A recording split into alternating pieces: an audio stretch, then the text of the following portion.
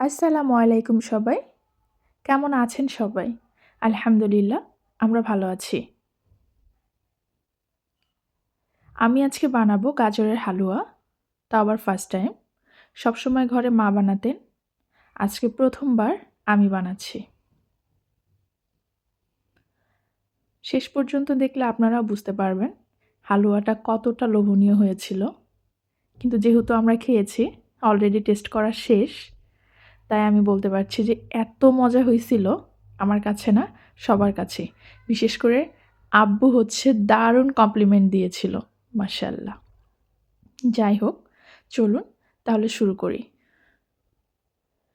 যেহেতু গাজরটাকে আমার সিদ্ধ করে নিতে হবে, যে কোনোভাবে কেটেই আপনি সিদ্ধ করতে পারেন, কোনো সমস্যা নেই। কিন্তু আমি একটু কুচিয়ে নিচ্ছিলাম যাতে খুব তাড়াতাড়ি সিদ্ধ হয়ে যায়। আপনারা যে কোনোভাবেই এটাকে কেটে নিতে পারেন। কেটে নিয়ে বেসিক্যালি এটা সিদ্ধ করতে হবে।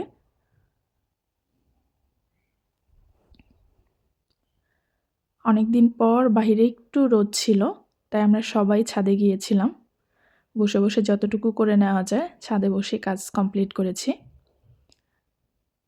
এখন হচ্ছে আমি গাজরগুলোকে সিদ্ধ করে নিব। অনেকেই হচ্ছে গাজরগুলো পানি দিয়ে সিদ্ধ করেন, কিন্তু আমি দুধ দিয়ে সিদ্ধ করব। পানি দিয়ে সিদ্ধ করলে ফ্লেভারটাই আমার মনে হয় চলে যায়। আর যদি আপনি দুধ দিয়ে সিদ্ধ করতে পারেন তাহলে এটা হচ্ছে বেস্ট অপশন। অনেকে আবার চিন্তা করে যে এখন পানি দিয়ে সিদ্ধ করে নেই, এরপর হচ্ছে যে যখন আমরা গাজরটাকে ভাজবো ওই সময় দুধ অ্যাড করব। সেটা একদমই উচিত না।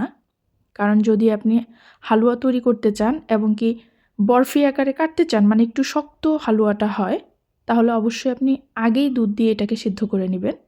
আর যদি হালুয়া একটু নরম চান তাহলে আপনি পরে দুধ অ্যাড করতে পারেন। আশা করছি আমি বুঝাতে পেরেছি। এবারে দেখতে থাকুন। আমি কিন্তু হচ্ছে দুধ দিয়ে সিদ্ধ করে নিয়ে এরপর হালকা করে একটু ব্লেন্ড করে নিয়েছি। একদম মিহি ব্লেন্ড করিনি, এটা হালকা দানাদার আছে, আমার কাছে এটা ভালো লাগে। এরপর হচ্ছে আমি ঘি দিয়ে ভেজে নিয়েছি। তারপর আমি চিনি অ্যাড করেছি এবং স্বাদ মতো লবণ। যে যার প্রয়োজন মতো চিনি অ্যাড করে নেবেন, যে যেরকম মিষ্টি খেতে পছন্দ করেন অ্যাকচুয়ালি। আর এখন আমি যেটা করছি একদম শেষ স্টেপে এসে, সেটা হচ্ছে গুঁড়ো দুধ অ্যাড করছিলাম আমি। যদিও গুঁড়ো দুধ আমি আগেও একটু দিয়েছি, কিন্তু শেষ পর্যায়ে এসে দিলে এটা টেস্টটা অনেক বেশি ভালো হয়।